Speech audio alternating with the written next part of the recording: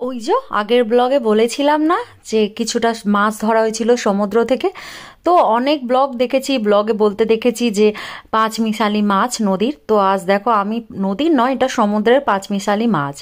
Good morning, চলে এলাম আবারও একটি নতুন ব্লগ নিয়ে। আর আজকের ব্লগটা কিন্তু খুবই শর্ট, শুধুমাত্র আপনাদের সাথে শেয়ার করলাম ওই মাছগুলো। আর এই যে এটা হচ্ছে কোয়াশ, আমরা ইন্ডিয়াতেও অনেক খেয়েছি, আর এই যে নিউজিল্যান্ডেও এসেও এখানেও খাচ্ছি। আর এটা কিন্তু ইন্ডিয়ার তুলনায় এখানকার কোয়াশটা কিন্তু খুব মিষ্টি।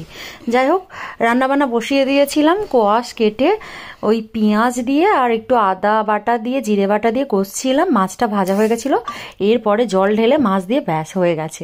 আর কিছু মাছ ভাজাও তুলে রেখেছিলাম, কারণ মাছ ঝোলের চাইতে ভাজাতেই বেশ খেতে বেশ দারুণ লাগছে। আর দেখো গরম গরম বাইরেও শীতের আমেজ, আর গরম গরম ভাত, ধোঁয়া ওঠা ভাত আর তরকারি। তো এখানেই শেষ করলাম। Bye bye.